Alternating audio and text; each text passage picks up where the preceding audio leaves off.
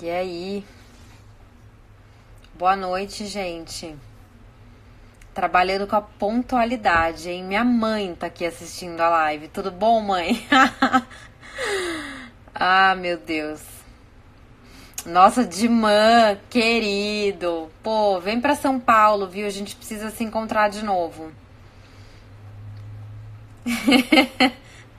Como é que é a mãozinha, Dimã? Tô treinando aqui, hein?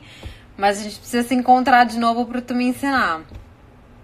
Doutor Vitor já entrou. Deixa eu ver se aparece aqui a solicitação dele. Vou tentar incluí-lo aqui. Edmã, vamos lá, hein? Tudo bom, doutor Vitor? E aí, gente, tudo bem? Desculpa a Boa voz tá ruim. noite. Tá ainda? Tá ruim? O Tá ruim, muito que que ruim. tá acontecendo? Micareta, show? Quem Onde dera, foi que você perdeu a voz? quem dera, quem dera. Acho que foi o frio, Gravando muita live. muita live. Deixa eu só organizar o tripé aqui, que ele Tá bom, fica à vontade aí. tava legal.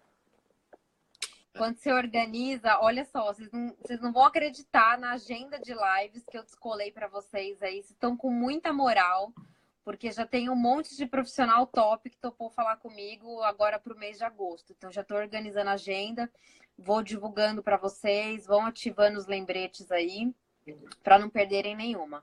Acho que agora deu, É, né? agora, se não cair, tá legal. Tá show. Então, bom, com a palavra aí, se apresenta para o pessoal, diz qual que é a tua especialidade. Bom, vamos lá. Meu nome é Vitor Miranda, eu sou médico de formação, eu fiz medicina esportiva, que é uma residência médica de 3 anos, aqui em São Paulo. Dá pra ver o hospital daqui de casa. Que bairro que você tá aí? Vila Mariana aqui. Ah, a gente devia ter marcado essa live juntos. É perto. Fica perto aqui? Ah, eu tô no Tietê, É não é longe, perto, é não. perto. Jogo rápido. Enfim, bom, na residência de medicina esportiva eu me deparo muito com pacientes que precisam de algumas ferramentas que vão além da medicação para ajudar no controle das doenças que eles Tá. têm. Eu utilizo muito o Uhum. esporte e também utilizo muito a nutrição para ajudar esse pessoal. Foi aí que eu comecei a Uhum. ver que, enfim, se a gente tivesse mais atenção a esses hábitos, a gente conseguiria corrigir muito mais os problemas que as pessoas têm. Tá. O ponto de virada que eu tive para escolher o que eu ia seguir como médico foram 2 semanas que eu passei nos Estados Unidos com o Eric Westman, que é um grande nome aí Uhum. da ciência low carb e tudo mais. E eu vivi com ele ali 2 semanas de ambulatório médico, voltado em dieta cetogênica, low carb e mais nada. E isso Tá. resolvia grande parte dos problemas que as pessoas tinham. Então, quando eu voltei, eu Uhum. já voltei com essa cabeça de que, bom, nutrição é muito mais do que somente escolher o que você vai comer ou não, entendeu? Enfim, foi Uhum. por aí que eu comecei a focar tanto na questão da nutrologia, da nutrição, enfim. Que ano que foi isso? Isso foi 2017. Não, 2018. 2018, ano passado. 2018? É, maio do ano passado. Tá.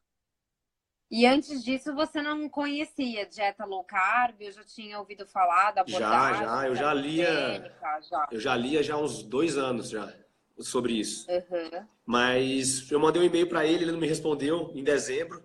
Aí eu mandei de novo em março, deu certo, em abril, em maio eu tava lá. Show. E me fala uma coisa, que tipo de dieta que você segue aí dentro? Eu imagino que seja uma dessas de baixo carboidrato, Sim. mas o que que você tem seguido ultimamente? Bom, eu já fiz Qual que é a todas. abordagem? Todas que você pensar eu já fiz. Porque eu entendo o seguinte: se eu for orientar alguém a seguir alguma dieta, eu tenho que saber o que é seguir essa dieta. Quais são os prós e os Tá. contras. Então, já fiz, vamos lá, high carb, já fiz de 3 em 3 horas, já fiz só proteína, já fiz cetogênica, já fiz carnívora, enfim, já fiz todas. Menos shake. Ah, shake eu uso muito whey, mas só shake não dá, né? Pelo amor de Deus, aí é demais. Essa só pede para dar sopa. Tá. E quando que você testou a carnívora? Então, primeira vez que eu fiz, acho que eu fiz 21 dias, ou coisa assim, direto, foi ano passado. Tá. Foi ano passado? 21 dias só de carne e ovo. Foi bem tranquilo, para mim não teve tanta dificuldade, porque Hoje eu sigo uma low carb, mas dentro dessa low carb, sei lá, 80% que eu como é carne e ovos. Aí vai entrar, Tá. às vezes, uma batata doce, alguma coisa assim, focado mais no treino que eu vou ter que fazer ali do que, enfim, outras questões. Uhum. Então, É até interessante você falar isso, porque tem bastante gente aqui que não segue necessariamente uma dieta sim, carnívora, mas que tá ali, né, dentre as dietas de baixo carboidrato. exato. E aí, até a gente começando por low carb, para quem queira fazer essa abordagem, o que que você acha que tem que ser o foco da dieta, a base de uma dieta low carb? Que tipo de alimentos? Pô, a base, na verdade, de qualquer dieta que a gente for olhar, a proteína é a base de todas, entendeu? Olha o dog aí. Tá bem nutrido esse É, cachorrinho. esse tá. Eu sempre, o que eu vejo hoje, as pessoas comem menos proteína do que precisam, independente da dieta que elas fazem. Porque criou-se a Tá. cultura de que a proteína faz mal, de que a proteína é a vilã da história. Então, cada vez mais se corta proteína. E como gordura não faz bem, né? De acordo com o que dizem aí hoje, se corta a gordura que está na proteína. Então, a pessoa deixa de comer carne vermelha, ela deixa de comer ovos, ela vai cortando as proteínas e acaba se enchendo de outras coisas que não ajudariam tanto, entendeu? Por experiência de, Uhum. sei lá, 4 anos, mais de 20 pacientes por dia na residência, enfim, quase 10 mil pacientes aí.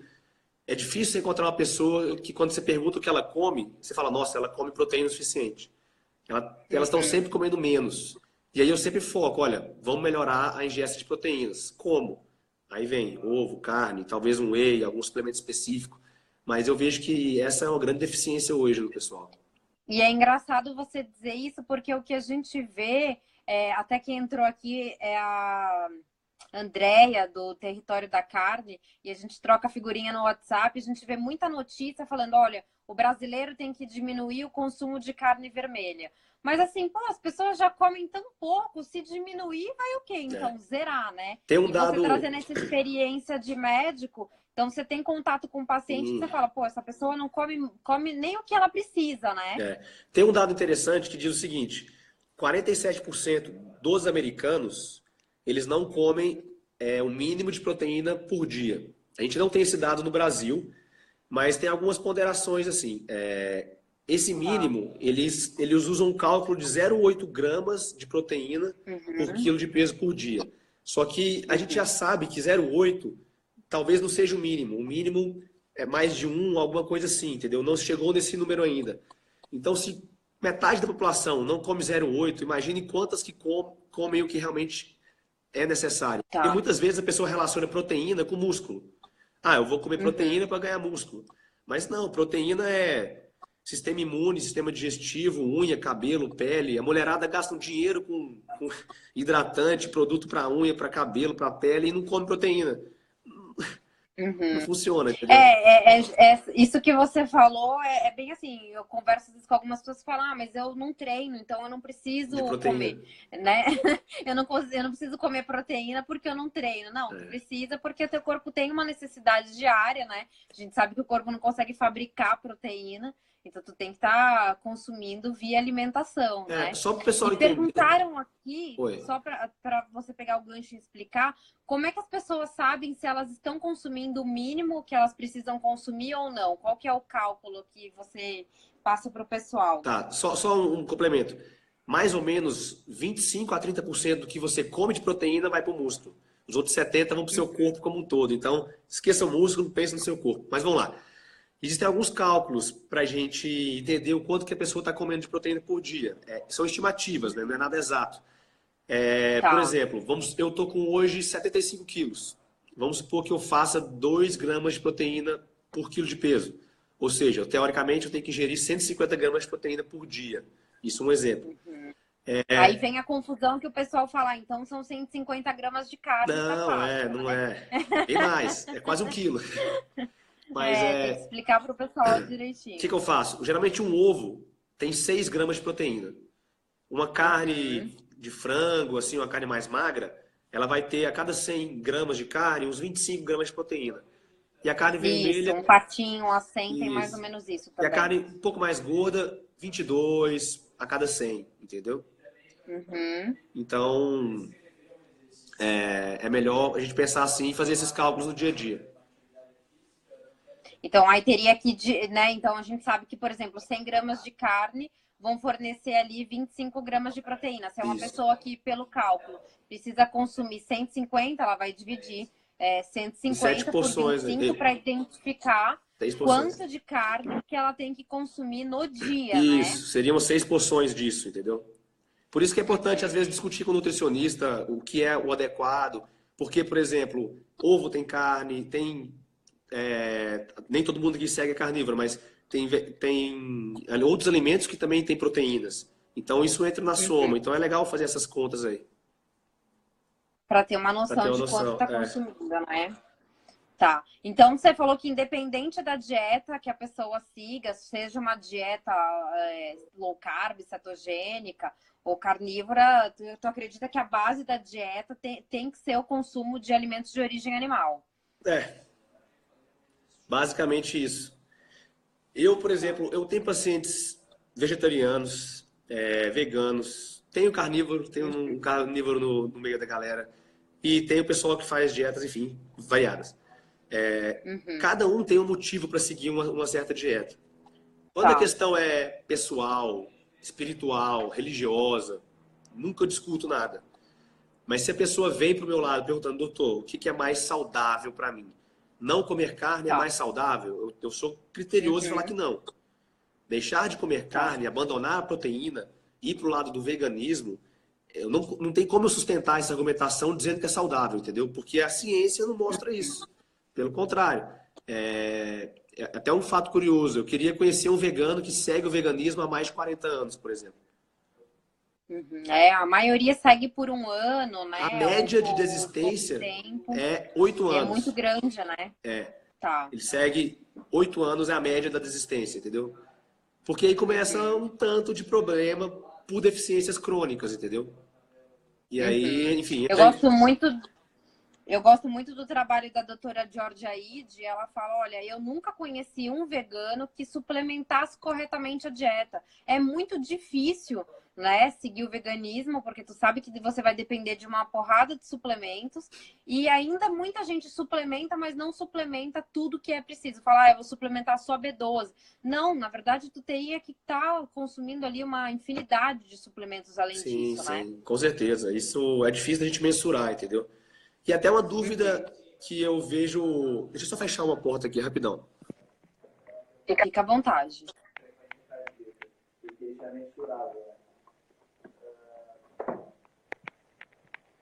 Estão curtindo aí a live? Doutor Vitor é demais, sensacional. Rápido, aqui, ó.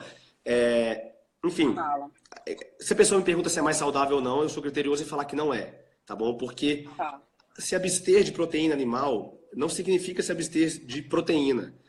Tem várias Uhum. vitaminas, vários minerais, vários pequenos elementos ali daquela proteína que são indiscutíveis, que são indispensáveis no nosso dia a dia. E aí a gente pega as pessoas com várias deficiências nutricionais por causa disso, entendeu? Porque elas Uhum. seguem orientações que às vezes não são baseadas em evidências, são baseadas em opiniões, enfim, em outras questões que não são ciência. E aí acaba dando errado. E na sua prática como médico, o que que você tem visto assim de problemas de saúde que são muito recorrentes, que de repente estão ligados com a alimentação ou com um estilo de vida mais moderno, né? Bom, isso é legal. Essa pergunta é boa. Porque é o seguinte, são dados que a OMS coloca, tá? A OMS coloca que hoje 86% das causas de morte, ou seja, 86% do que as pessoas morrem hoje, elas vêm de um grupo de doenças. Esse grupo de doenças é chamado de doenças crônicas não transmissíveis. São várias. Por exemplo, infarto e suas consequências, AVC e suas consequências, obesidade, câncer, tabagismo, enfim, uma série de doenças que a pessoa tem por muitos anos da vida dela. Chega um ponto que essa doença complica e ela acaba falecendo por uma complicação daquilo. 86%. Tá. E aí ela fala mais, que se a gente tivesse uma abordagem em 4 fatores de risco principais, que são excesso de álcool, excesso de cigarro, a inatividade física e erros nutricionais, a gente conseguiria prevenir a grande maioria desses problemas, entendeu? Então, assim, Uhum. eu comecei a me deparar com a população crônica que tem sérios problemas de saúde. e que elas não fazem a prevenção por meio desses itens, entendeu?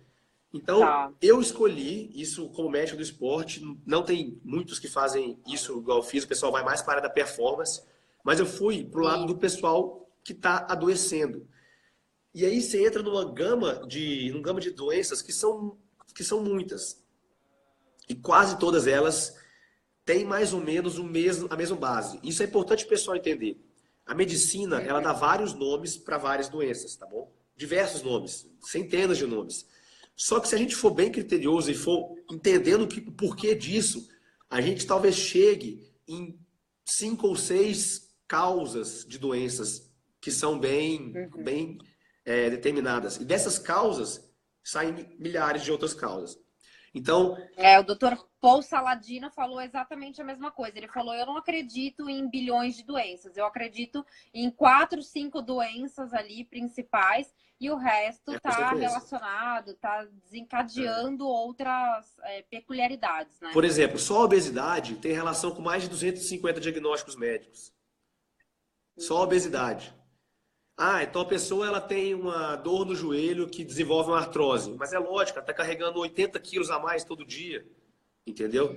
Ah, ela tem a pressão alta. Mas é lógico, o sistema dela está todo para explodir a qualquer comprometido. Momento. Então, é interessante a gente entender isso, porque eu atendo às vezes pacientes que têm 12 diagnósticos. Eles têm 8 medicações diárias. Eles passam em 7, 8 especialidades médicas. Isso no IANSP, no hospital que eu trabalho.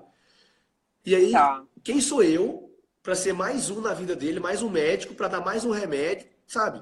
Se eu não tiver uma abordagem diferente, se eu não parar e falar, olha aqui, seguinte, você não está dormindo bem, você não está comendo bem, você não está movimentando o seu corpo o mínimo que precisa, você não tem o suporte social, você não me falou da sua família até agora, você não tem bons hábitos, bons amigos, como que você quer ficar saudável, entendeu?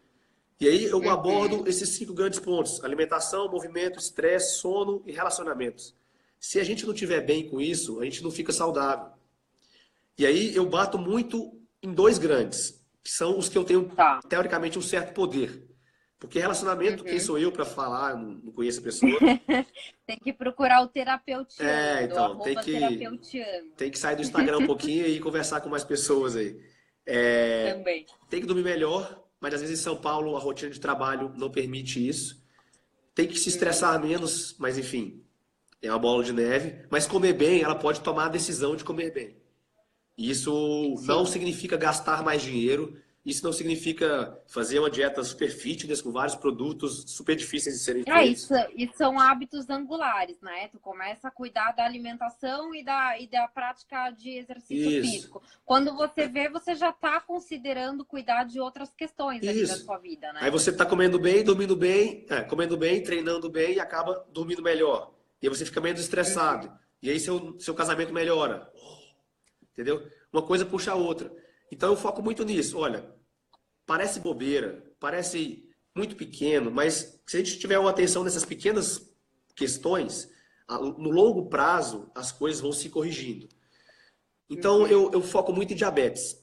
Diabetes é uma doença que ela põe fogo em tudo que é complicação, entendeu? Um diabético, a chance dele morrer é muito maior do que qualquer pessoa só por ele ser diabético. Então eu começo a conversar com o diabético, eu vejo que tem vários erros. Eu falo, olha, vamos corrigir sua alimentação. Aí a gente começa a corrigir. De repente, esse diabético que chega para você, ele já está usando quantas medicações, assim, mais ou menos? Em média, 2 ou 3. Só que... Medicações para quê, normalmente? Para reduzir a glicemia e para controle de pressão, geralmente. São os 2 que vêm mais. Colesterol também vem junto. É o combo, né? É o combo. É o combo da desgraça, né? E aí ele dá gastrite, toma remédio para o estômago, entendeu? E aí ele não dorme bem, toma remédio para dormir. Enfim, é um loop negativo. E aí eu pego... Já cola uma depressão ali, já é mais um medicamento também. Com certeza. E eu pego esse paciente e falo, olha, vamos reduzir a carga de carboidratos no seu dia. Porque é estatística. As pessoas comem, em média, 300 gramas de carboidrato por dia, um homem adulto. E eu já treinei bem, assim, tinha um volume de treino muito grande na minha vida. E eu não chegava a isso por dia, mesmo treinando muito.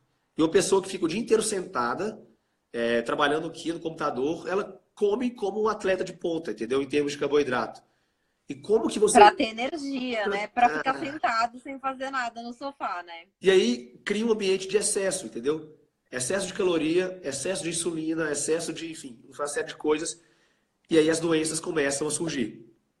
E quando a pessoa entende que corrigindo a alimentação, ela consegue corrigir vários outros problemas, as coisas começam a mudar. Eu tenho um paciente que eu gosto muito, eu vi até a filha dele aqui, a Laís, não sei se ela está aí ainda, paciente diabético, já usando várias medicações, ele tinha um gasto de mais ou menos R$ 1.000, R$ 1.500 por mês na farmácia. De quê? De medicação? De medicação, é. Isso Eu não gasto isso em carne por mês, pelo amor de Deus. Dá pra comprar muita picanha. E tinha esse gasto médio. E não é tão incomum, entendeu? 1.500 por mês. Porque ele já teve um infarto, ele era diabético, enfim, vários porquês. De cara, ele já conseguiu uma redução média de R$ 500 na conta da farmácia. Olha, a Laís está aí, ó. Me corrija se eu estiver errado nos números aí, Laís. De cara, ele já teve uma redução de quase de R$ 500. Só porque ele mudou a alimentação, entendeu? Enfim, ele já perdeu peso, está treinando, agora ele está gastando o dinheiro dele com outras coisas. Ele está investindo nele e não na doença dele, entendeu? Isso para mim é fenomenal ver uma pessoa que sai dessa cascata de coisas ruins e começa a colher uma série de frutos legais ao longo da vida. Minha voz está muito ruim. Não, tá dando para ouvir super bem. E deve ser um choque, assim, para o paciente, né? Porque às vezes a pessoa passa em vários profissionais e tá acostumada com aquelas consultas de 5 minutos, sai de lá com uma receita, já passa na farmácia que é na frente do hospital, já compra medicamento e volta para casa e acredita que dessa forma ela vai ser uma pessoa saudável, vai conseguir controlar a doença e tal. E às vezes tu sentar numa consulta e ouvir e falar assim, ó, na boa, tu tem que mudar sua vida inteira, né? Mudar a alimentação, praticar exercício, dormir, meditar, enfim, uma série de coisas. A pessoa fala, nossa, então, o que você percebe, assim, que a pessoa se anima com aquilo ou que ela fala assim, eu queria que fosse, tipo, eu queria que fosse mais fácil, que um medicamento que solucionasse meus problemas. Isso é muito interessante porque eu classifico as pessoas em 3 faixas hoje. Vamos supor, Tá. A minha avó, que é diabética, eu ajudei muito ela a melhorar o diabetes dela. Hoje ela já não toma mais medicações. Ela acreditava, na cabeça dela, que saúde e doença era algo divino, era algo que vinha de cima, entendeu? Ele teve a pressão alta, mas foi porque Deus quis. Porque era algo que ele não tinha nenhum poder sobre, nenhum, zero. Eu não posso fazer nada, eu sou doente.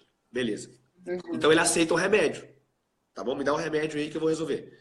Já tem uma faixa etária, tipo meus pais, que eles são muito apegados na genética.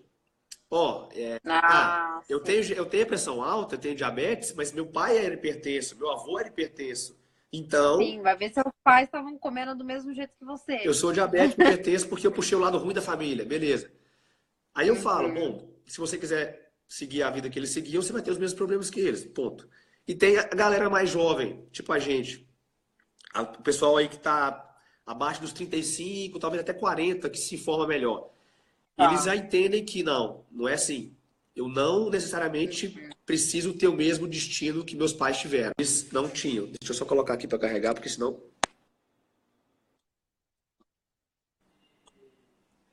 vai dar errado. Enfim, acho que está carregando. E aí, quando primeiro eu tenho que quebrar essa objeção, eu tenho que ver onde ele se encontra e trazer ele para a realidade de que, olha, é possível mudar, entendeu? É possível mudar. E aí eu começo a trabalhar esses hábitos. Olha, então, primeira coisa, me conta como é que é a sua vida. Aí não dá para ajudar a pessoa em 5 minutos.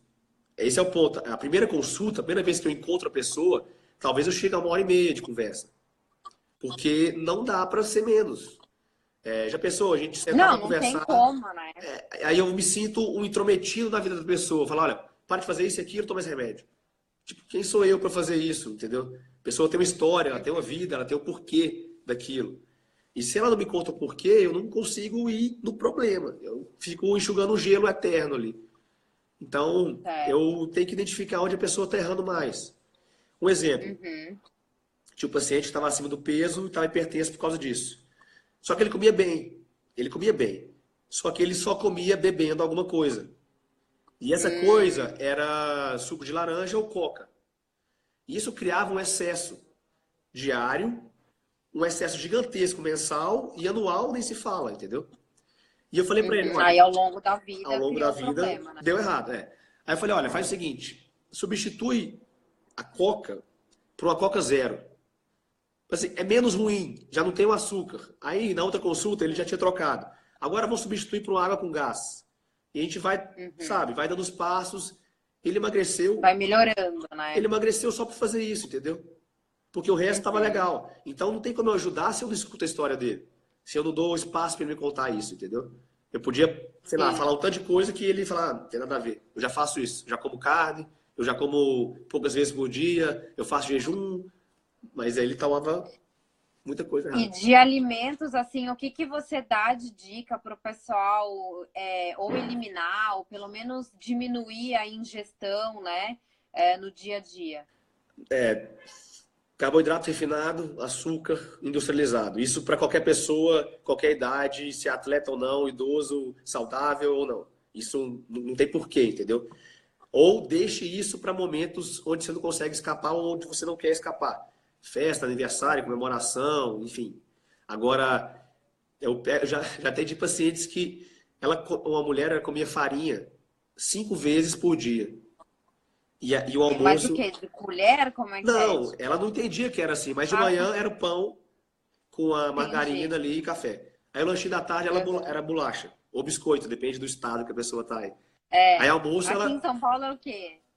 É bolacha. é bolacha, Minas é bolacha também. Aí, enfim, no almoço ela fazia certinho, entendeu? Mas o lanche da tarde era biscoito, bolacha ou bolo, e de noite biscoito, bolacha ou bolo. Eu falei, olha, Porque assim, a pessoa tem uma ilusão de variedade na dieta, porque dá para fazer com açúcar e com óleo vegetal e com farinha. farinha uma porção de coisas, receitas diversas, né? Exato. Então ela fala, minha dieta é bem variada. Não, quando você vai ver, você está comendo mais do mesmo. Exatamente. E aí eu tenho que explicar isso. Você tem que explicar o básico para a pessoa. Porque ela entendendo isso, ela sabe por que ela tem que mudar, entendeu? Então, industrializados, né? Os processados, os ultraprocessados. Também pede para o pessoal evitar suco de frutas. Com O que certeza. você indica aí de bebida para o pessoal? Água.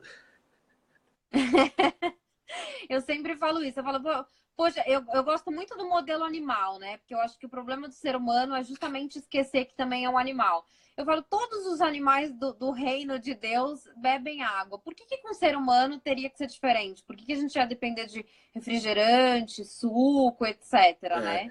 Eu basicamente bebo, sei lá, 3 coisas na minha vida. 4, talvez. Água com gás e vinho. É o que eu gosto. Se tem uma festa que é diferente, aí eu vou mais para, sei lá, destilado com algum acompanhante zero. Mas isso é raridade, assim. É pequeno a fração disso na minha vida, entendeu? Só que a gente é muito acostumado a... Você senta no cardápio, tem 8 opções de suco, 12 refrigerantes e a água custa R$8. E aí... E o que você vê assim na sua prática com relação a principalmente bebidas alcoólicas? O quanto isso tem trazido de prejuízo aí para a saúde das pessoas da nossa idade até ali? Porque geralmente idoso não é o pessoal que costuma beber tanto, mas o pessoal da nossa idade, até ali os 50 anos, pessoal que capricha mais na ingestão de álcool. O que você tem visto com relação a isso? Bom, existe teoricamente um limite de álcool que você tem que ingerir por dia, que dizem que é seguro. Aí a pessoa ela não bebe nem segunda até quinta, talvez. Então ela acumula. Sexta, sábado e domingo ela toma 4 vezes o que ela poderia tomar. E às vezes ela acaba passando do ponto, entendeu? Então eu vejo muito isso. Não ter um consumo diário, mas ter um consumo alto no final de semana. E aí você acaba tendo o preço por isso, porque esse álcool, enfim, com esse tipo de carboidrato, ele não é bem-vindo, né? Principalmente a cerveja, né? Às vezes eu passo em barzinhos assim, eu fico horrorizada com a quantidade de cerveja que o pessoal toma e com esse excesso de carboidrato. E muitas vezes a pessoa não sabe o que vai levar aquilo, né? O nível de educação nutricional no Brasil é muito baixo. As pessoas não têm ideia do que elas estão comendo, não tem ideia. Você pega, às vezes, sei lá, uma bolachinha dessas fit aí da vida. E quando você vai olhar os ingredientes, a pessoa fica abismada, porque, só tem farinha, açúcar e gordura. É. Mas ela é fit, mas não é, entendeu? É. Uhum. Mas como é que eu vou saber isso? É só ler. É só ler o ingrediente, é só ler a tabela. É bem mais simples do que parece, mas não se tem esse nível de educação. Falta. Eu acho que tinha que estar na É, escola. Isso era coisa de escola se pra gente isso aprender. se isso é difícil para pessoas que são. Não acredito, Judá, foi você que ganhou o sorteio. Tu pode mandar essa tábua para mim, viu? É um assunto paralelo aqui. Já me chama no WhatsApp para eu mandar o CEP. É, eu acho assim que já é difícil para pessoas que são bem instruídas e principalmente para a população carente, né? Pessoas mais simples, o acesso à informação nunca chega. Então a pessoa vai no supermercado, lota aquele carrinho com um monte de carboidrato, leva aquilo para casa, muito açúcar, né? Esses leites achocolatados, enfim, e acha que está fazendo escolhas saudáveis porque ela acredita ali na propaganda do negócio, né? E é legal comentar de compra, porque assim, às vezes eu não vou muito no supermercado, raro. Se eu vou é porque eu vou comprar carne ou vou passar no hortifruti ali. Mas eu olho o Tá. carrinho das pessoas. Eu fico impressionado. Eu fico realmente impressionado de ver o que elas estão comprando. E às vezes tem uma pessoa Uhum. fechando a compra na minha frente, eu olho lá assim, 800 e alguma coisa. Eu falo, meu Deus do Nossa. céu, a pessoa está gastando R$ 800 com isso aqui. Não faz sentido, Uhum. entendeu? Não faz sentido. E a pessoa tá achando que tá estourando, assim, de saudável. E você olha para ela, já Que tá acima do alimentos peso. que alimentos que você compra mais aí para sua casa? Você cozinha em casa e o que você compra mais? Eu como muito fora. Minha rotina é Tá. bem dinâmica, assim. E isso até é um erro meu que eu preciso corrigir de novo. Eu já fui mais educado nesse ponto. Mas viajo muito, São Paulo, Minas, enfim. As coisas perdem Uhum. muito aqui em casa. Mas geralmente é carne e ovo. Esse é a base. Meu freezer só tem carne, geladeira tem ovo e água e algumas verduras e legumes ali. É o que eu faço em casa. E na rua eu como a mesma Uhum. coisa. Eu como a mesma coisa. Eu uso muito whey, eu gosto muito do whey porque eu acho prático. Levo para qualquer lugar. Uhum. E eu tento me manter nisso. Então, por exemplo, às vezes eu estou trabalhando no hospital à noite. E aí eu faço um pedido do iFood ou do Rappi, alguma coisa assim. Tem vários Tá. espetinhos, entendeu? Aí geralmente eu mando entregar 5 espetinhos pra mim, 4 espetinhos lá pra mim. Pronto, tá tudo certo. Tá Tem um. resolvido. E se é um lanche que tem pão, dá para pedir para tirar o Dá pão pra também, tirar. né? Exatamente. E desses vegetais, o que você costuma consumir? Ou na rua, ou quando você compra? Os que eu mais Apesar de não ser gosto, a base da dieta. os que eu mais coloco é beterraba, cenoura e abobrinha. Os que eu mais uso, assim, esses três. Só. Uhum. Não tenho. Mais pelo paladar ali. A beterraba porque, enfim, tem óxido, libera alguns fatores de óxido nítrico ali que ajudam, enfim, em outras Tá. questões. Mas é por gosto mesmo. Mas isso, sei lá, 20% do meu prato, no máximo. E você tem algum paciente que está seguindo dieta carnívora? Eu não sei se ele tá 100% porque ele muda direto o esquema dele. Faz muito Tá. jejum e tudo. Mas é um paciente de 45 anos que tá super bem, assim. Ele começou low carb, caiu para cetogênica, e aí fez uma época só carne e ovo. Eu não sei como é que ele tá hoje, mas ele fica transitando, assim. Ele fica indo e vindo. Uhum. Super bem, tranquilo. Não tem. Que é algo que eu sempre falo pro pessoal, né? Você testou uma dieta carnívora por um período e depois, ou porque não se adaptou, ou porque realmente quer comer alguma coisa que seja um vegetal, uma fruta, ok. Dá para você ficar ali migrando de uma Sim, para sim. outra, não precisa ficar estrito, né? Em Exato. uma dieta só. Exatamente. Qual dieta que perguntaram, ó, duas coisas que perguntaram muito aqui.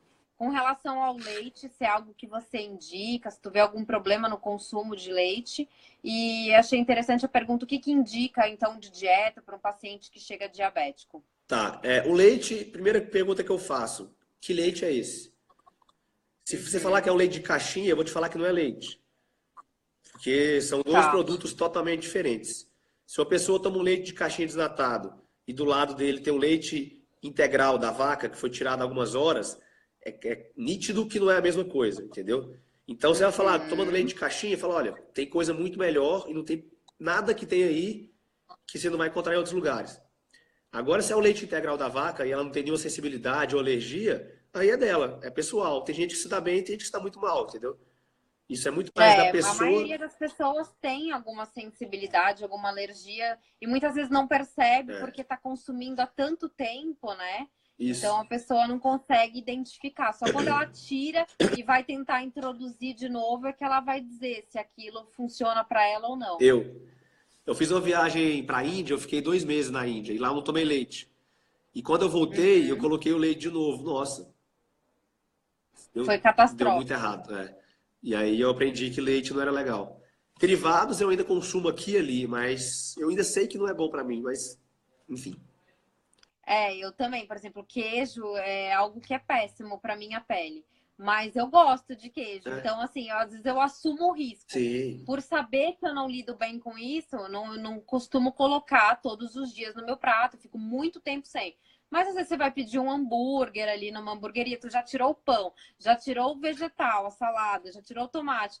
Tu tirar até um queijinho ali dá tristeza. Então aí eu mantenho, assim. Mas eu acho que isso é importante, né? A gente aprender a identificar o que dá certo pra gente, quais são os alimentos que dão certo pra gente e o que não dá, né? Sim. Só voltando à pergunta do diabético.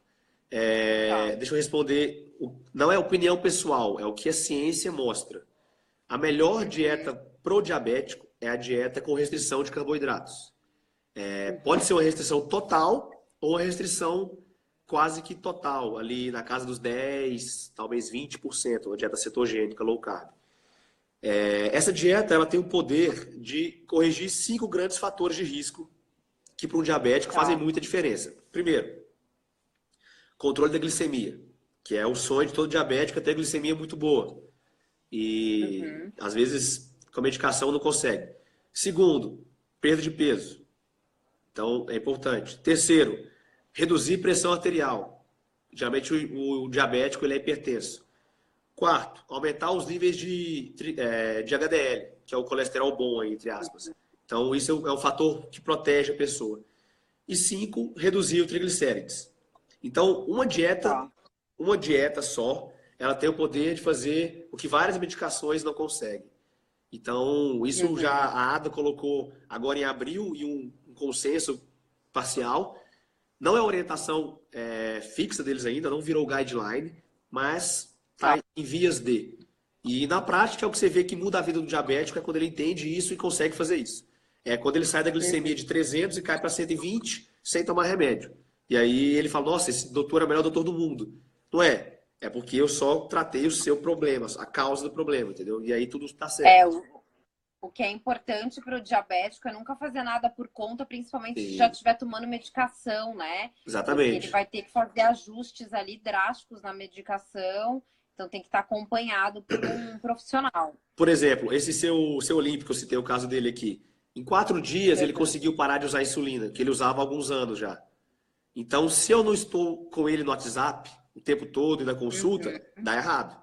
Dá ruim. Tá. Então, eu fui orientando ele, olha, a glicemia vai cair, já reduz tantos por cento hoje, me manda mensagem amanhã de como é que ficou. Aí ficou muito baixo, eu falei, olha, chupa uma bala só para ela subir de novo, para ficar confortável, e a gente vai organizando. Aí deu 4 dias, tirou. Nem todos são tão rápidos Nossa, assim. é pouquíssimo tempo, né? 4 dias. É impressionante. É um 3 dias a Laís corrigiu, foram 3 dias. 3 dias. Nossa. Geralmente demora um pouco mais. O Eric Westman tem muito mais casos que eu disso. Ele tem, acho que 7.000 pacientes já dessa área. É uma coisa absurda. E ele diz que é 7 semanas a média para a pessoa retirar a insulina. Então você pega uma pessoa que está 5, 6, 7 anos usando insulina, em 7 semanas você consegue reduzir ou parar com essa insulina, é libertador, entendeu? Porque você tem que entender que a insulina não é só aplicar. Às vezes a pessoa, diabetes tipo 2, sempre, diabetes tipo 1 não para de usar insulina. A pessoa, às vezes ela não sabe aplicar, às vezes ela não enxerga a marquinha porque ela já tem problema de visão, às vezes ela, enfim, uma série de coisas, e aí a pessoa precisa do familiar ir na casa dela para aplicar, ou do companheiro, ela tem vergonha, às vezes dói, incomoda. enfim, é uma série de limitações, entendeu? Ela não pode viajar porque fica com medo da insulina perder, enfim, é triste. Perguntaram com relação também a problemas renais, o que você identifica como fatores aí que contribuem para o aparecimento de doenças renais?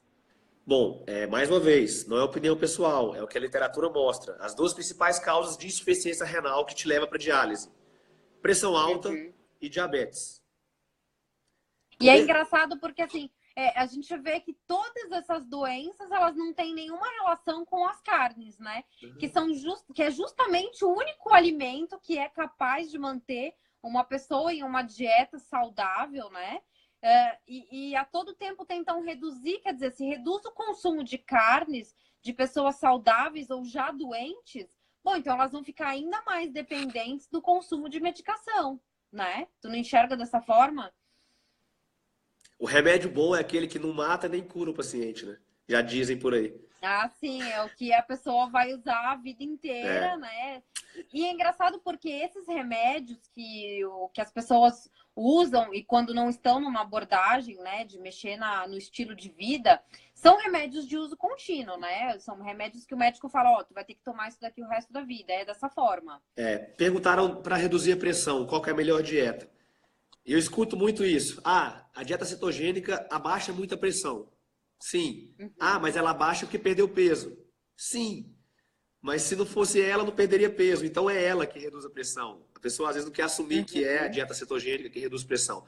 Lógico, existem casos e casos. Mas o que eu posso te dizer, talvez mais de 80% dos casos de pressão alta vem de dois grandes problemas: resistência insulínica e sedentarismo. E obesidade, que às vezes vem junto, entendeu?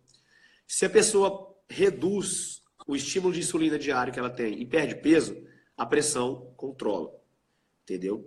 Controla mesmo, assim, a níveis de parar de tomar remédio. Cada um é cada um. Se você puder explicar para o pessoal o que é resistência à insulina, de repente tem alguém que não está familiarizado com o termo. Bom, resistência insulínica nada mais é do que toda vez que a gente come carboidrato, a gente produz a insulina. A insulina que regula esse carboidrato no nosso dia a dia.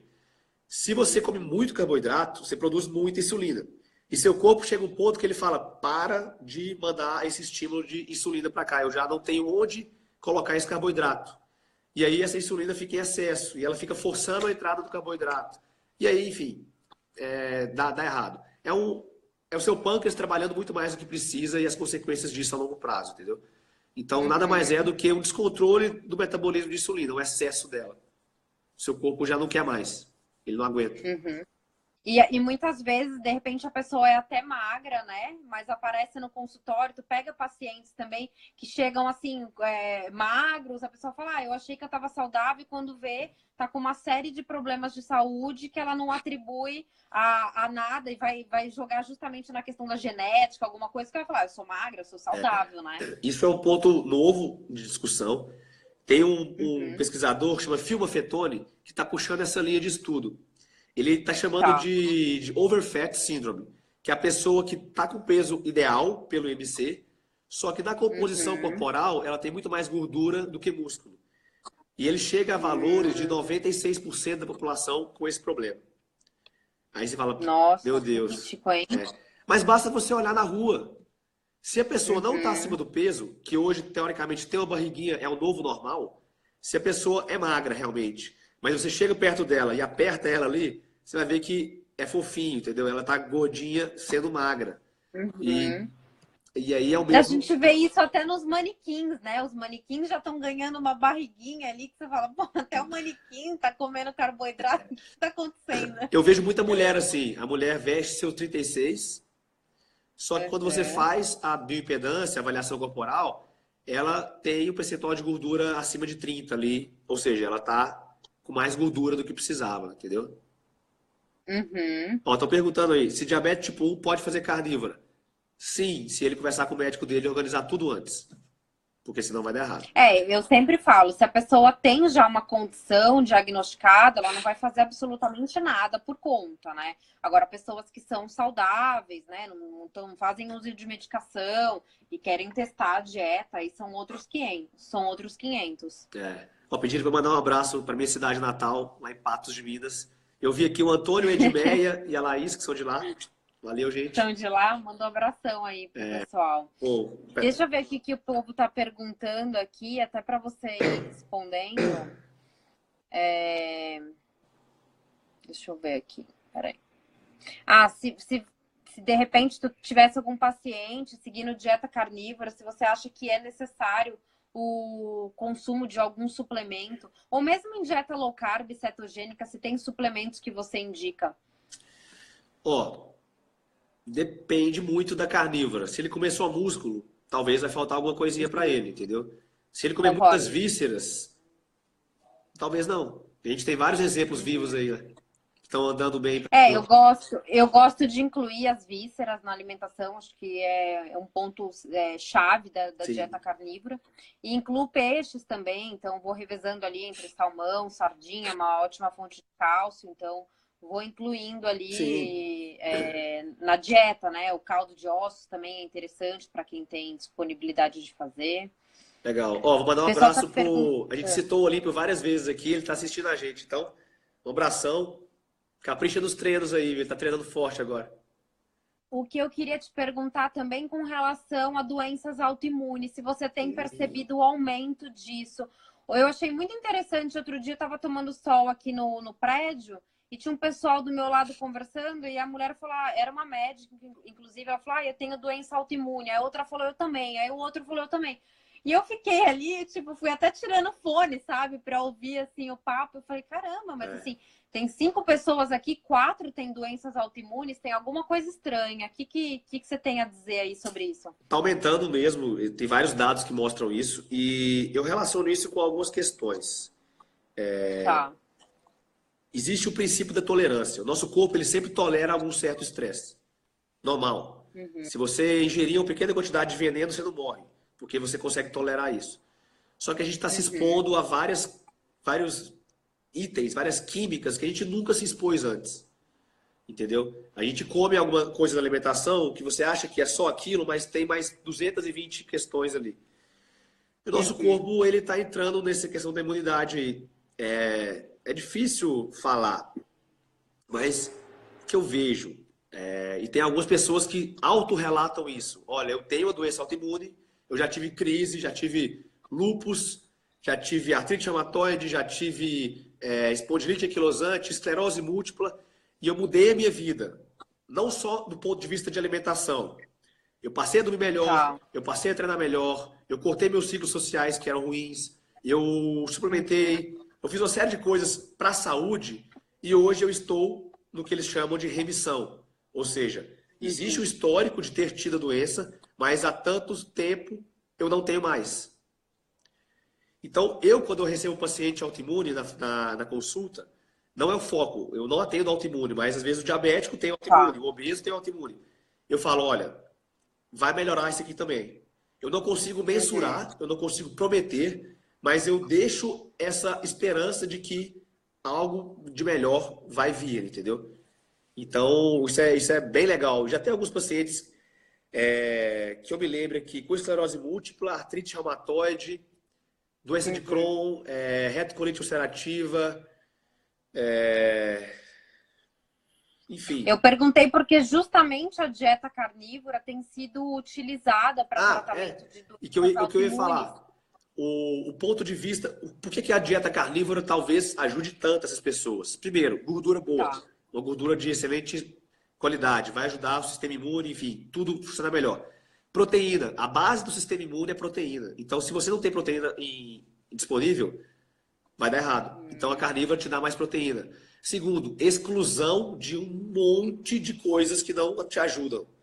Farinha, açúcar, que podem estar causando industrializado. Ali o leaky gut, né? Intestino Exato, permeável. que cria essa permeabilidade intestinal, que dispara uma série de coisas no sistema imune que dá errado. Então, quem vem primeiro, ovo ou galinha? Não sei. Mas a gente vê que pacientes que fazem dietas low carb, cetogênicas e carnívoras eles tendem a ter uma melhor evolução dentro do quadro de doença autoimune aí. Ele controla melhor as crises, enfim, o que for.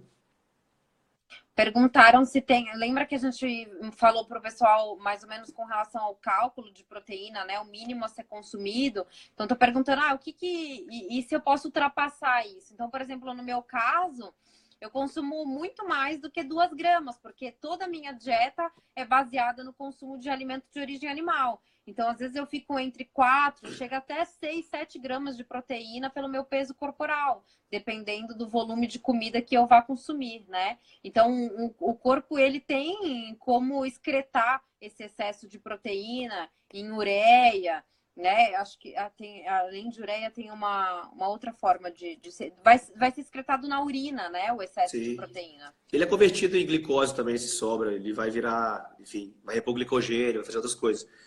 É bem difícil ultrapassar o limite de proteína por um grande ponto, a saciedade. Um bolo de chocolate, você consegue comer ele a roda inteira, assim, ó. E talvez tomar alguma coisa depois. Carne, se você comer muita, chega uma hora e você fala assim, pelo amor de Deus, tira isso da minha frente. Não cabe mais nada.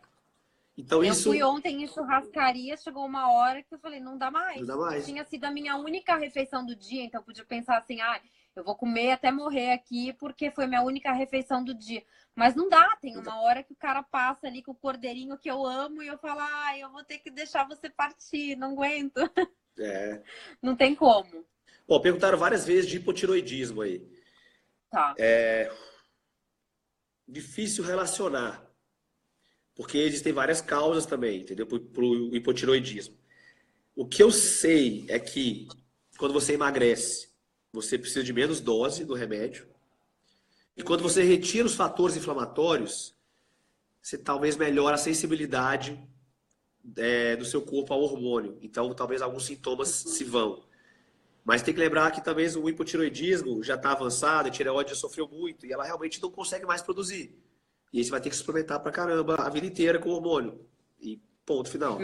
Mas não causaria hipotiroidismo ou não pioraria esse hipotiroidismo, com certeza. Tá.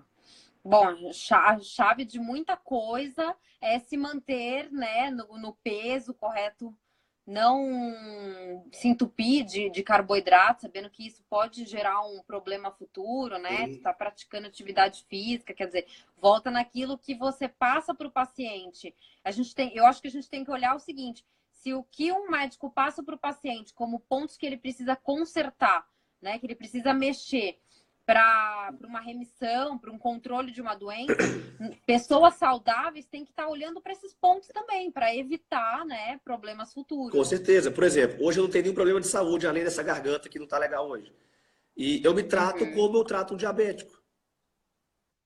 Eu faço sem jejum. Sem ter nenhum problema de saúde, né? Eu faço jejum, eu faço low carb, eu evito industrializado, eu tento dormir bem o máximo que eu posso, eu tento me estressar com coisas que não estão no meu controle. Enfim, eu tenho uma série de coisas que eu vou colocando no meu dia a dia para me manter saudável. Porque uma coisa que é legal também a gente observar é que as pessoas têm na cabeça dela de que envelhecer é igual a adoecer. Mas eu tô assim porque eu tô velho, eu tenho 60 anos. 60, com 60 eu vou estar voando, eu vou estar muito bem, entendeu? Porque... Nossa, o Mark Sisson, né? Que tem aquele six-pack lá com 60 Aí o pessoal anos, fala, pô, tá é hormônio, tá usando hormônio, mas se tiver também, tá muito melhor que você que tá reclamando dele. Então, sabe, eu acho que é muito mimimi do pessoal. O pessoal perguntou de percentual, quanto de carboidrato que pode entrar numa dieta para que ela ainda seja considerada uma dieta low carb e qual seria esse percentual para uma dieta cetogênica? Isso ainda não está tão definido, entendeu? Quanto ao low carb. Algumas literaturas falam 30% da dieta de carboidrato. Outras já são mais métricas e colocam um limite de 130 gramas por dia. Dali para baixo seria low carb. Foi onde melhorou muito o resultado nas pesquisas. Então, melhorou para lá, vamos cortar para baixo. Cetogênica geralmente é 10% das calorias por dia, ou talvez ali 50 gramas de carboidrato por dia, entendeu? A carnívora se encaixa em uma dieta cetogênica. Então, tudo que eu estou falando que a carnívora tem de benefício é extrapolando isso para o raciocínio da cetogênica. Porque não da deixa cetogênica. De ser, que é o que a literatura já cansou de provar. Até perguntaram aqui com relação à carnívora, essa dieta à base de proteína, proteína animal, então tá excluído proteína vegetal, tudo que for de origem vegetal não entra, Ana Carolina que perguntou, tudo que for de origem vegetal não vai entrar na dieta carnívora, tá? São só os alimentos de origem animal. Tá, ô Jade, E existe... Oi, a pode gente tá com falar. quantos minutos de live aí? Porque às vezes corta com 1 hora, né? Tem 5 minutos Nossa, ainda. eu cortei na hora certinha. Não, porque às vezes a Que live recado que você cai quer e dar pro aí pessoal? pro pessoal voltar, entendeu? Aham. E tenta O salvar. pessoal tá perguntando. Não, vou salvar assim. O pessoal tá perguntando de óleo de coco. O óleo de coco, ele entra na dieta cetogênica, tá? Na dieta carnívora não entra nem azeite e não entra também óleo de coco. Aí seria manteiga, manteiga ghee, banha. O que eu vejo muito, as pessoas fazem dieta cetogênica, low carb e sentam o pé na gordura. Ai, Azeite, meu óleo de Deus, eu coco. vivo falando E disso. aí, o que acontece? Você ganha peso, você engorda fazendo cetogênica, entendeu? Porque o balanço calórico, ele ainda é importante. Não tem como esquecer Sim. isso. Lógico, se você tem um quadro metabólico e corrige esse quadro, é natural que você emagreça. Mas para emagrecer mais, você tem que cortar calorias. Isso é quase que matemático. Não é tão matemático, mas a gente tem que seguir o norte, entendeu? Então, eu já fiz cetogênica voltado para ganhar peso. E eu ganhei 4 quilos em 2 meses, fazendo cetogênica. Porque eu me testei, entendeu? Eu coloquei o superávit de calorias por dia e Sim, dali tu vai comida, ganhar ganhei peso. peso. Ganhei gordura. O pessoal perguntou, ó, qual a diferença de cetogênica para carnívora? Porque na cetogênica entram alimentos de origem vegetal e animal, Sim. né? E a dieta carnívora, ela é uma dieta cetogênica também, mas com a exclusão dos alimentos vegetais. Aí Vegetais, ficam só os de origem animal, né? Como que eu faço com as carnes? Eu como todas. Que mais perguntaram aqui? Do óleo de coco a gente já falou, não entra em dieta carnívora e não tem por que tu colocar óleo de coco no café também.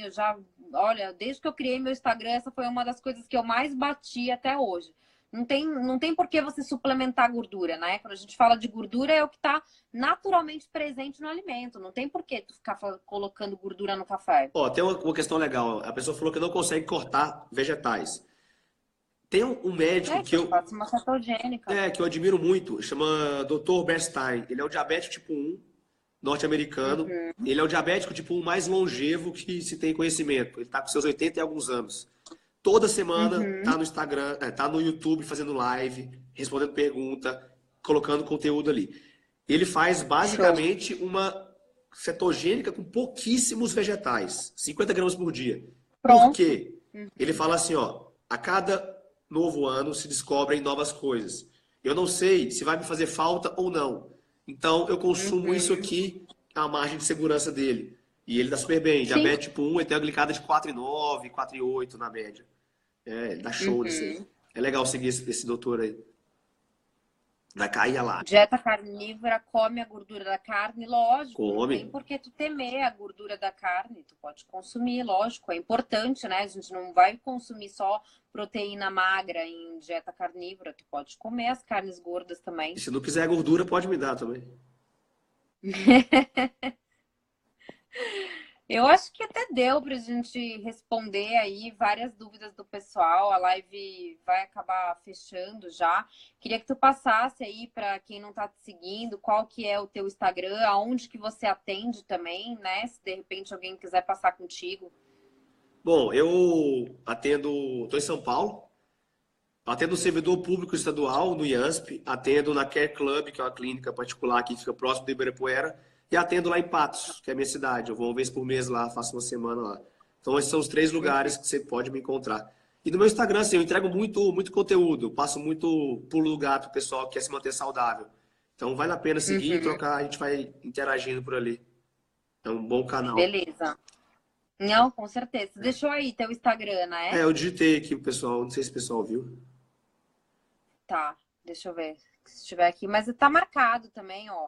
É Dr. Victor com C, né? Victor Miranda. Então, quem não estiver seguindo, se você puder, coloca lá uma caixinha de pergunta para eu Sim. direcionar o pessoal que assistiu a live aqui e ainda ficou com alguma dúvida, eu direciono para lá para você ir respondendo nos seus stories lá, pode ser? Tá joia. E Marisete? Marisete também é paciente, lá de Minas. Ah, Tá? que show, olha só. Legal. E é paciente que não volta depois, né? Ou só os que estão acompanhando ali, porque as pessoas vão ficando saudáveis.